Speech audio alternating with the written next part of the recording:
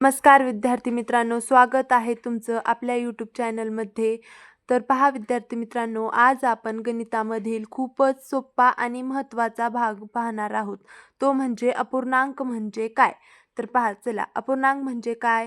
तर जेव्हा एखादी पूर्ण गोष्ट आपण समान भागांत विभागतो आणि त्यातील काही भाग घेतो, तेव्हा त्या भागाला अपूर्णांक म्हणतात. तर पहा, या व्याख्येवरून तुम्ही कन्फ्यूज व्हायचं नाही. आपण उदाहरणातून समजून घेणार आहोत की अपूर्णांक म्हणजे काय, ते तुम्हाला खूप सोप्या पद्धतीमध्ये समजेल. तर हा व्हिडिओ तुम्ही शेवटपर्यंत पाहायचा आहे आणि व्हिडिओ आवडल्यानंतर व्हिडिओला लाईक, शेअर, सबस्क्राईब नक्की करायचं आहे. तर चला, आपण पहिल्यांदा उदाहरण पाहूया.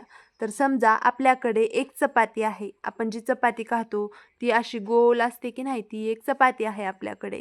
ती चपाती आपण 2 समान भागांमध्ये कापली. तर पहा, असे आपण याचे 2 समान भाग केले. ठीक आहे. तर जर आपण त्यातील एक भाग घेतला तर तो अपूर्णांक लिहितो. तर पहा, आपण यामधला हा एक भाग जर घेतला तर तो आपण कसा लिहितो अपूर्णांकाच्या भाषेत? हा भाग कसा लिहायचा? 1/2 असा आपण तो लिहायचा असतो. तर हा या एक म्हणजे काय असतं? तर एक म्हणजे घेतलेला भाग आणि 2 म्हणजे त्या घेतलेल्या भागाचे एकूण समान भाग. तर पहा, एक भाग म्हणजे एक चपाती घेतली होती की नाही आणि त्याचे किती भाग केले आपण? 2. मग आपला अपूर्णांक काय आला? 1/2. तर यावरून तुम्हाला समजलं नसेल तर दुसऱ्या उदाहरणावरून तुम्हाला नक्कीच समजणार आहे. तर चला, आपण दुसरं उदाहरण पाहूया.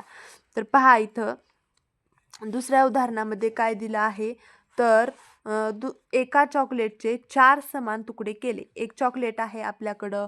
तर पहा, अशा प्रकारे आपल्याकडे एक चॉकलेट आहे.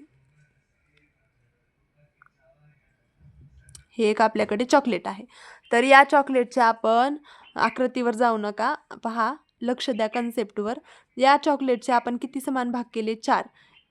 1, 2, 3, 4. 1, 2, 3, 4 असे आपण समान भाग केले. आणि या 4 भागामधले 3 तुकडे खाल्ले. म्हणजे 1, 2, 3 हे 3 तुकडे खाल्ले आपण. तर अपूर्णांक काय होणार आहे? 3/4. म्हणजे या पहा, या एकूण भाग किती केले होते? 4 आणि त्यामधले आपण घेतले किती? 3. म्हणजे 3 खाल्ले 4 पैकी. 4 भागामधले 3 खाल्ले असा याचा अर्थ होतो. तर पहा, अपूर्णांकाचे भाग 2 असतात. एक असतो अंश, जो की हा वरचा म्हणजे या या अपूर्णांकामधला 3. तर पहा, अपूर्णांक हा या स्वरूपातच लिहिला जातो हमेशा.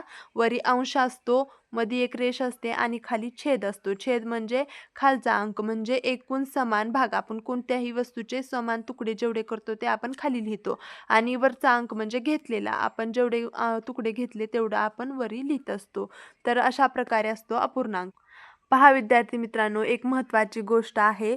आपण आपल्या चॅनलमध्ये एक प्लेलिस्ट तयार केली आहे, ज्यामध्ये तुमचं सर्व बेसिक गणित 1ली पासून 10वी पर्यंत कामाला येईल असं बेसिक गणित आहे. ज्यामध्ये बेरीज, वजाबाकी, गुणाकार, भागाकार, नंतर वर्ग, वर्गमूळ काढणे, घनमूळ असे सर्व बेसिक गणित, पायथागोरसचा सिद्धांत, असं सर्व गणिताची व्हिडिओ आपल्या त्या प्लेलिस्टमध्ये अवेलेबल आहेत. तेही खूप सोप्या पद्धतीमध्ये आहेत.